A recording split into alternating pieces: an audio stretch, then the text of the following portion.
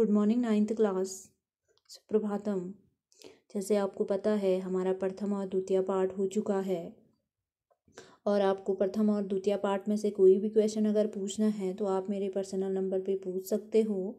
लेकिन आपको दोबारा भी उन पाठों का रिवाइज कराया जाएगा। कुछ बच्चे नए हैं, किसी को संस्कृत बिल्कुल समझ में नहीं आती है, आपको दोबारा बताया जाएगा। आपको घबराने की ज़रूरत नहीं है कि मुझे समझ नहीं आ रहा है, आपका रिवीजन कराया जाएगा तृतीय पाठ होने के बाद। तो आज आप नए बच्चे भी होंगे इसमें जुड़े हुए, तो आप इस पाठ को ध्यान से देखेंगे। फिर जो 2 पाठ आपके छूट गए हैं या समझ में नहीं आ रहा तो सभी के लिए वो दोबारा समझाए जाएंगे। लेकिन जो तृतीय पाठ पढ़ाया जा रहा आज उसको आप ध्यान में रखते हुए आगे चलेंगे, ठीक है। तो तृतीय पाठ हमारा है गोदोहनम, ठीक है।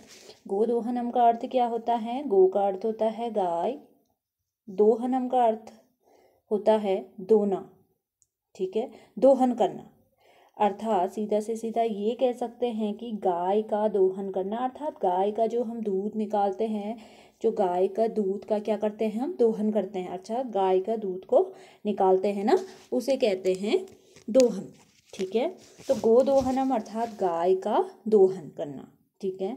तो तृतीय पाठ हमारा है गाय का दोहन करना अर्थात गाय का दूध निकालना, जिसको हम सीधे से सीधा भाषा में कह सकते हैं, ठीक है। वो है हमारा तृतीय चैप्टर, ठीक है। तो क्या है इस चैप्टर में देखते हैं। गाय का जो दोहन है किस प्रकार से समझाया गया है, क्या इस पाठ में है, तो हम पढ़ लेते हैं एक बार इसको। पहले एतत् नाट्यांश कृष्णचंद्र त्रिपाठी महोदय रचितात् चतुर्व्यूहम इति पुस्तकात् संक्षिप्य संपादयः उद्धतम।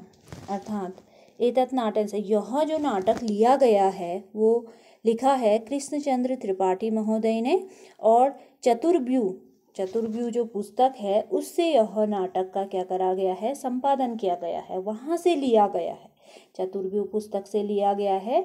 और इसकी रचयिता जिसने लिखा वो कौन है? कृष्णचंद्र त्रिपाठी, ठीक है। कृष्णचंद्र त्रिपाठी इस जो गोदोहनम के रचयिता है, और लिया गया है चतुर्व्यूह पुस्तक से लिया गया है यह पाठ। अस्मिन् नाटके जनस्य कथानकम अस्ति यो धनवान सुखाकांक्षी च भवितुम् इच्छुक मासपर्यन्तं दुग्धदोहना देवीर्मति येन मास अन्ते धेनोः शरीरे संचितं पर्याप्तं दुग्धम एकवारमेव विक्रीय। अर्थात पहले समझ लो इस पाठ में क्या है कि नाटक में ऐसे लोगों का जो कथा बनाई है, जो क्या है धनवान अर्थात सुखकारी अपना होना चाहते हैं, सुखकारी और धनवान होना चाहते हैं, वो क्या करते हैं मास के अंत में, ठीक है, मास पर्यंत अर्थात मास के जो अंत महीने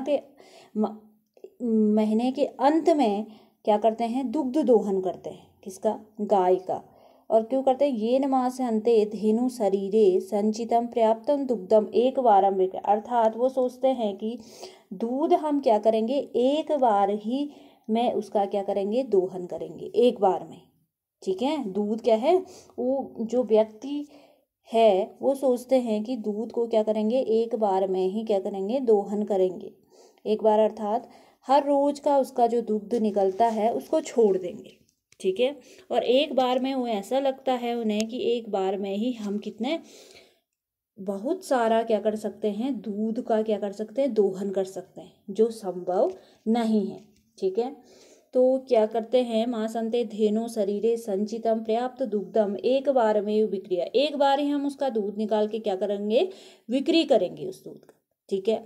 संपत्ति मार्जितुम समर्थः भवेत्। ये तो समर्थ नहीं हो सकता है, समर्थ हो सकता है, आप ही को सोचना है कि समर्थ हो सकता है कि गाय का दूध एक बार ही निकाल करके हम क्या कर सकते हैं, उसकी बिक्री कर सकते हैं, एक बार ही निकाला जा सकता है? नहीं। परम मास अन्ते यदा स दुग्ध दोहनाय प्रयतते तदा स दुग्ध बिंदुम अपि न प्राप्नोति। दुग्ध प्राप्ति स्थाने स धेनु प्रहारे रक्तरज्जिता भवति। अर्थात जब वह क्या करते हैं, मास के अंत में, यदा अर्थात जब वह मास के अंत में दूध का क्या करने जाते हैं, दोहन करने जाते हैं गाय के पास, तदा स दुग्ध बिंदुम अपि न प्राप्त, उन्हें दूध का बिंदु भी वहाँ क्या नहीं होता है, प्राप्त नहीं होता है। दुग्ध प्राप्ति स्थाने च धेनु प्रहारे रक्त रज्जिता भवति। जब वो दूध का दोहन करने जाते हैं गाय के पास, तो धेनु गाय क्या करती है, धेनु अर्थात गाय क्या करती है, उन्हें प्रहार अर्थात मारती है, और मार करके उनको क्या करती है, रक्त अर्थात उन पे क्या निकाल देती है, खून तक निकाल देती है। अवगच्छति च यत् दैनन्दिनं कार्यं यदि मास पर्यन्तं संगृह्य क्रियते तदा लाभस्य स्थाने हानिरेव भवति। अवगच्छति, ठीक है, च यद दैनंदिन अर्थात दिन में जो दैनंदिन अर्थात हर दिन के जो रोज के जो कार्य होते हैं उसको अगर हम मास के अंतिम में करेंगे तो क्या हमें लाभ प्राप्त होगा? नहीं, हमें हानि ही प्राप्त होगी।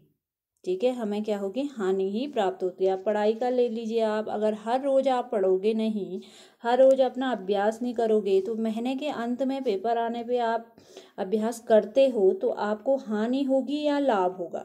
आप ही समझ लीजिए, आपको क्या होगी, हानि होगी, क्योंकि आप हर रोज नहीं पढ़ोगे तो आपको एक ही दिन में, एक ही महीने के अंत में हर कुछ प्राप्त नहीं हो पाएगा, तो आपको क्या होगी, हानि होगी। इसी प्रकार से जो कथा है उसको ही बताया गया है, आपको समझाया जाएगा, पूरे कथा में ही आएगा कि क्या हुआ था, कैसे उसने दूध दोहन करा, सब कुछ आपको इस पाठ में बताया जाएगा। ठीक है, तो पढ़ते हैं हम। प्रथम दृश्यम मल्लिका मोदकानि रचयन्ती मंद स्वरेण शिव स्तुतिं करोति ततः प्रविशति मोदक गंधम अनुभवम प्रशंसना मना चंदनः। ठीक है, प्रथम दृश्य जो है वो क्या है, मल्लिका क्या करती है, लड्डू बनाते हुए। ठीक है, मल्लिका मोदकानि, मोदकानि का अर्थ होता है लड्डू। ठीक है, मोदक किसे कहते हैं, लड्डू को कहते हैं, मोदक का अर्थ होता है लड्डू। ठीक है, तो मल्लिका क्या है, मल्लिका मोदकानि रचयन्ती, मल्लिका लड्डू बनाते हुए, रचयन्ती मंद स्वरेण शिव स्तुतिं करोति, लड्डू बनाते बनाते मधुर स्वर में क्या करती है, शिव स्तुति करती है, शिव की स्तुति गा रही है वो मंद स्वर में। ततः प्रविशति मोदक गंधम अनुभवम प्रशंसा मनः चंदना। ठीक है, तो वहां से लड्डुओं की सुगंध का अनुभव करके, ठीक है, वहां तथा अर्थात वहां प्रविशन्ति अर्थात प्रवेश करना। ठीक है, वहां लड्डुओं की क्या है, मोदक गंधम, गंध अर्थात सुगंध। ठीक है, तो वहां से लड्डुओं की सुगंध का अनुभव करके प्रसन्न मन वाला चंदन प्रवेश करता है। प्रसन्न मन वाला कौन प्रवेश करता है, चंदन प्रवेश करता है। तो एक बार दोबारा समझो, मल्लिका मोदकानि रचयन्ती मंद स्वरेण शिव स्तुतिं करोति, अर्थात मल्लिका क्या कर रही है, लड्डू बनाते हुए मधुर स्वर में क्या कर रही है, शिव स्तुति कर रही है। ठीक है, ततः अर्थात वहां प्रवेश कौन करता है, वहां से लड्डुओं की सुगंध, लड्डुओं का सुगंध अनुभव करके प्रसन्न मन वाला चंदन वहां क्या करते हैं, प्रवेश करता है। ठीक है, चंदन वहां को क्या करता है, प्रवेश करता है, जहां मल्लिका क्या करती है, लड्डू बनाती होती है। चंदन क्या कहते हैं, आहा आहा सुगंधम अस्तु मनोहरा विलोक्य आये मोदकानि रचन्ते। ठीक है, आहा सुगंध तो मन को क्या करने वाली है, हरने वाली है, मनोहर अर्थात मन को हरने वाली है। देखकर और लड्डू बनाए जा रहे हैं, देखकर और क्या, विलोक्य, विलोक्य का अर्थ होता है देखकर। ठीक है, देखकर क्या करे जा रहे हैं, लड्डू बनाए जा रहे हैं, ऐसा देखता है कौन, चंदन। ठीक है, आहा सुगंध अस्तु मनोहर, कि आह सुगंध तो मन को क्या करने वाली है, हरने वाली है, और लड्डू बनाए जा रहे हैं, और क्या करे जा रहे हैं, लड्डू बनाए जा रहे हैं। कोष्टक में दिया है प्रसन्न भूत्वा, प्रसन्न होकर के। ठीक है, प्रसन्न भूत्वा आस्वादयामि तावत, क्या मैं भी चखना चाहता हूँ, मैं क्या करना चाहता हूँ, चखना चाहता हूँ। प्रसन्न होकर कहता है कि स्वादयामि तावत, मैं भी इसे क्या करना चाहता हूँ, चखना चाहता हूँ। मोदकम ग्रहीतुम इच्छति, ठीक है, लड्डू को ग्रहण करना चाहता है कौन, चंदन। चंदन क्या करना चाहता है, लड्डू को ग्रहण करना चाहता है। पहला कहता है कि यह सुगंध तो मन को क्या करने वाली है, हरने वाली है, और लड्डू बनाए जा रहे हैं, और क्या किए जा